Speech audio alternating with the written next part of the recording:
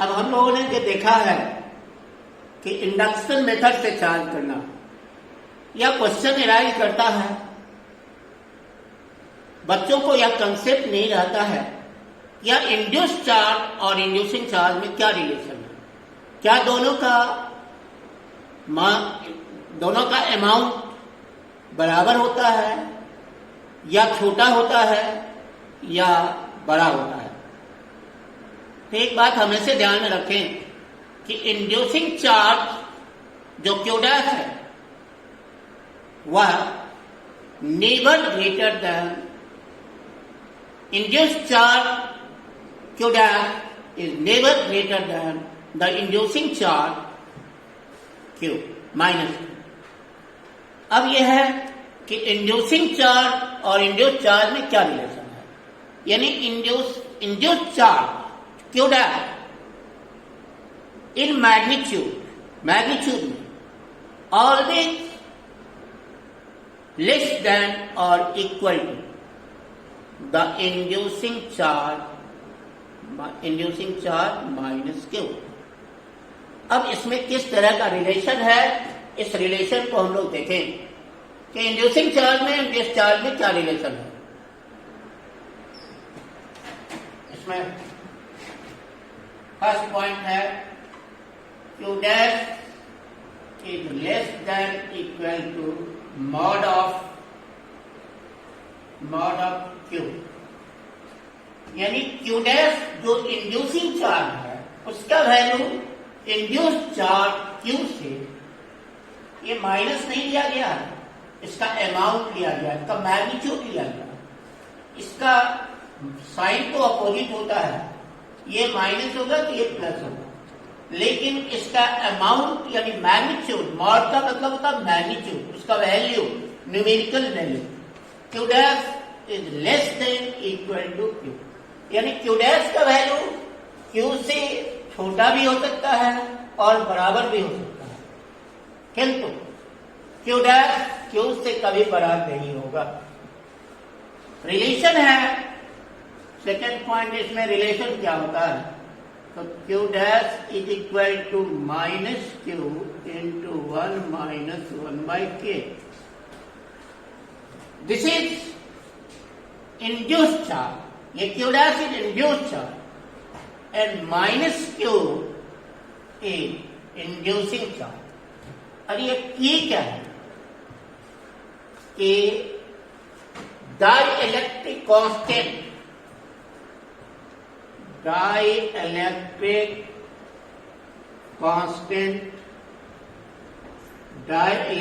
Constant of the material, ये material का property होता है, material of neutral body, neutral body के मटेरियल का डाइइलेक्ट्रिक कांस्टेंट K होता है।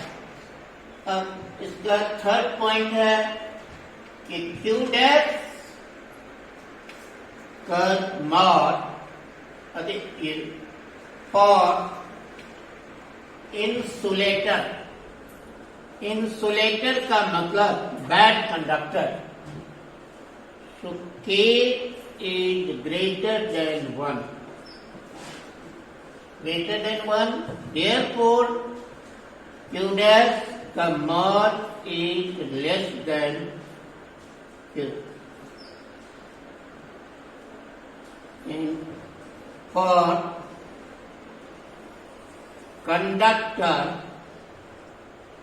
कंडक्टर के लिए K is equal to infinite, therefore Q dash का मॉड इस कंडीशन में Q के मॉड के बराबर होता है, that is Q dash equal to minus Q। क्योंकि यहाँ K का वैल्यू इनफाइनाइट रखा जाएगा तो 1 बाई इनफाइनाइट 0 होगा, इसलिए Q dash equal to minus Q।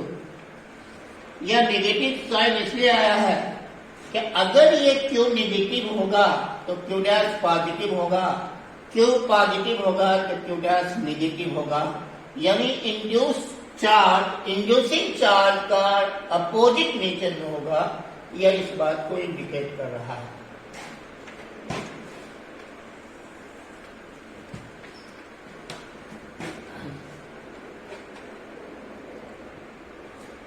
Next point है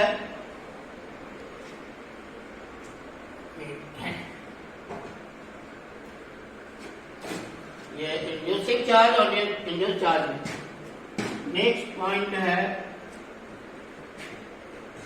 ए चार्ज और ऑब्जेक्ट ऑलवेज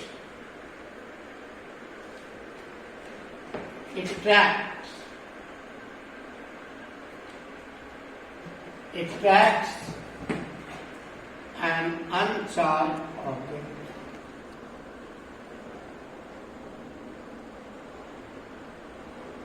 By inducing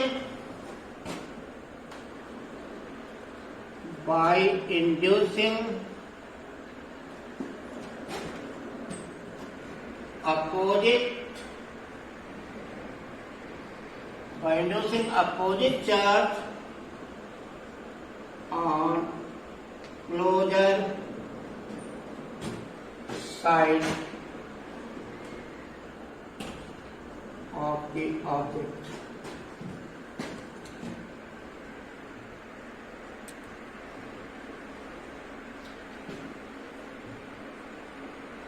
मतलब ये हुआ कि एक चार्ज ऑब्जेक्ट, जो चार्ज ऑब्जेक्ट होगा वह हमेशा अट्रैक्ट करेगा अनचार्ज ऑब्जेक्ट को by inducing opposite charge on closer side of the object.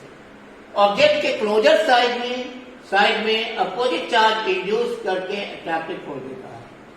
यह शो कहता है, this shows that induction precedes attraction. This shows that induction precedes attraction. इसका मतलब यह है कि अट्रैक्शन पहले नहीं होता है, पहले इंडक्शन होता है, क्योंकि क्लोजर साइड में अपोजिट चार्ज पहले इंड्यूस करता है, पहले उत्पन्न करता है, तब अट्रैक्शन होता है। इसलिए अट्रैक्शन के पहले इंडक्शन होता है। नेक्स्ट पॉइंट है repulsion is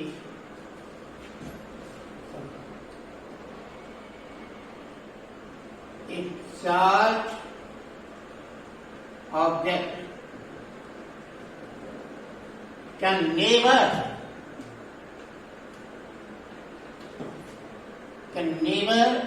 repel an uncharged object,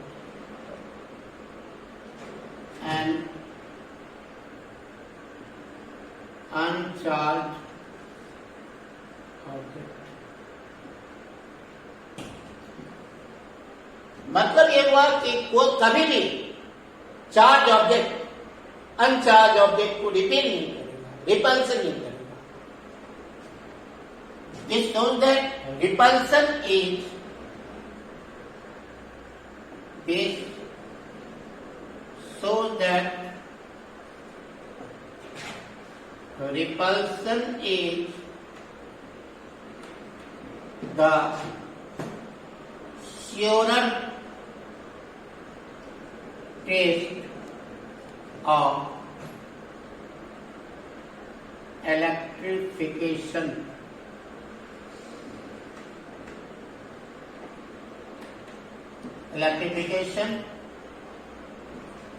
यह इस बात को दर्शाता है, इस बात को शो करता है कि repulsion is the sure test of electrification. क्योंकि अगर कोई चार्ज ऑब्जेक्ट किसी अनचार्ज ऑब्जेक्ट को, या अगर कोई चार्ज ऑब्जेक्ट किसी दूसरे ऑब्जेक्ट को अट्रैक्ट करता है, तो वह दूसरा ऑब्जेक्ट अनचार्ज भी हो सकता है और चार्ज भी हो सकता है। क्यों? कि अट्रैक्शन सो चार्ज और अनचार्ज ऑब्जेक्ट के बीच भी होता है, और चार्ज और दूसरा ऑब्जेक्ट भी अपोजिटली चार्ज हो तब भी अट्रैक्शन होगा। तो इसलिए सेकेंड ऑब्जेक्ट चार्ज ही होगा, यह कहना सही नहीं होगा, एब्सोल्युटली करेक्ट नहीं है। या दूसरा ऑब्जेक्ट अनचार्ज भी हो सकता है, चार्ज भी हो सकता है अगर अट्रैक्शन होता है। लेकिन अगर अट्रैक्शन रिपल्सन होता है तो जब तक दूसरा ऑब्जेक्ट चार्ज नहीं होगा, लाइक चार्ज से चार्ज नहीं होगा, तब तक रिपल्सन नहीं हो सकता है। इसका मतलब है कि सेकेंड ऑब्जेक्ट पर निश्चित रूप से चार्ज होगा और वह लाइक चार्ज होगा, इसलिए दूसरा ऑब्जेक्ट डेफिनेटली चार्ज होगा, निश्चित रूप से चार्ज होगा, और वह लाइक चार्ज से चार्ज होगा, तभी रिपल्सन होगा। सो repulsion is the surer test. इसलिए रिपल्सन जो है वो श्योरर टेस्ट है किसी ऑब्जेक्ट को इलेक्ट्रीफाइड होने का। वह ऑब्जेक्ट इलेक्ट्रीफाइड है, इसका श्योर टेस्ट क्या है? तो रिपल्सन, क्योंकि जब तक दूसरे ऑब्जेक्ट पर तो लाइक चार्ज नहीं रहेगा तब तक रिपल्सन नहीं हो सकता है। इसलिए repulsion is the surer test of electrification. अब एक इंपॉर्टेंट पॉइंट है जिसे बहुत लोगों को आश्चर्य भी लगेगा कि यह सर कैसे कह रहे हैं कि लाइक चार्ज में रिपल्सन होता है, अति लाइक चार्ज में अट्रैक्शन होता है। हम अभी आपको बताएंगे कि लाइक चार्ज में भी लाइक चार्ज में भी अट्रैक्शन होता है, लाइक चार्ज में भी अट्रैक्शन होता है, जो कि जनरल आदमी कहेगा कि यह गलत है, लेकिन नहीं, ये सही है। कंडीशन क्या है ये देखो, a large charge object, a large charge object जिसमें बहुत ज्यादा अमाउंट में चार्ज हो, can apply attractive force, can apply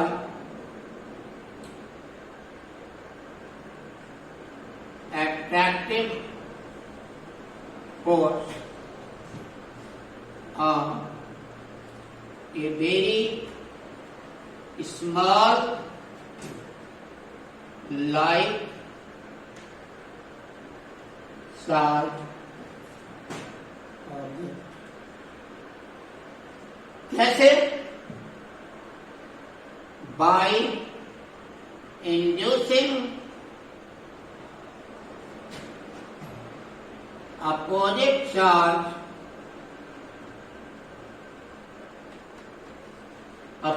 charge on closer side of small light charge object। हमने लिखा कि ए लार्ज चार्ज ऑब्जेक्ट एक ऐसा ऑब्जेक्ट जिस पर बहुत ज्यादा चार्ज है, कैन अप्लाई या अप्लाई कर सकता है। क्या अप्लाई करेगा? अट्रैक्टिव, आकर्षण करेगा। किस पर? तो on a very small light charge by inducing opposite charge on closer side of the small charge।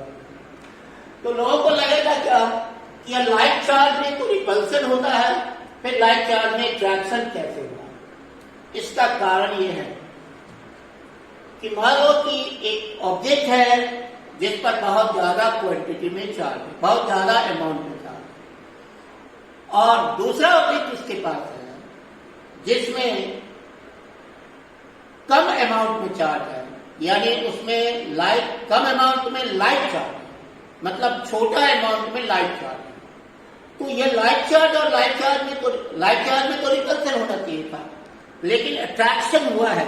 इसलिए अट्रैक्शन हुआ है कि यह जो लार्ज चार्ज ऑब्जेक्ट है वह स्मॉल लाइट चार्ज ऑब्जेक्ट के क्लोजर साइड में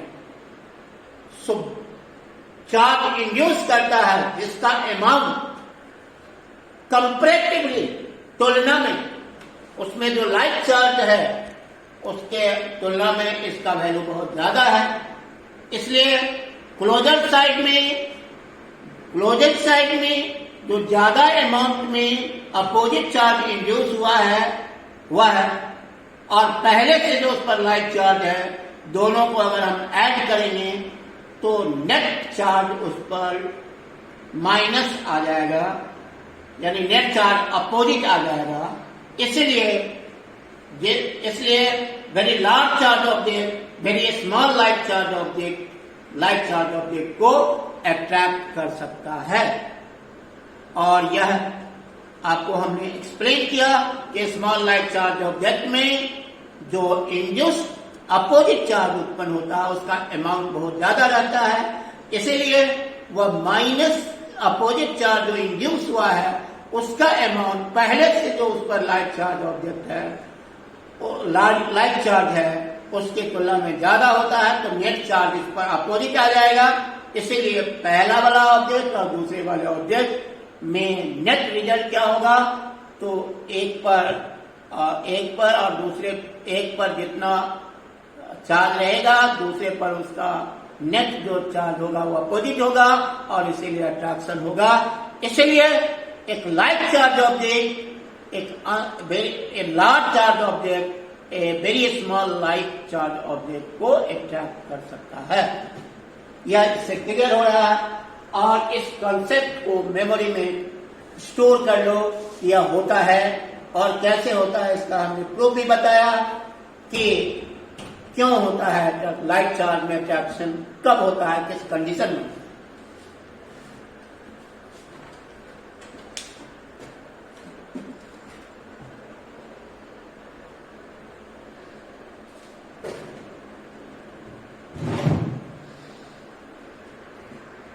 इस क्लास को आज हम यहीं स्टॉप करते हैं, यहीं रोकते हैं, और अगले क्लास में हम लोग बहुत इंपॉर्टेंट टॉपिक स्टार्ट करने वाले हैं जो बहुत मजा आने वाला टॉपिक है, और वह मैथमेटिकली एक्सप्लेन किया जाएगा। मैथमेटिकल बहुत ज्यादा है, वह है important topic Coulomb's law of electrostatic forces.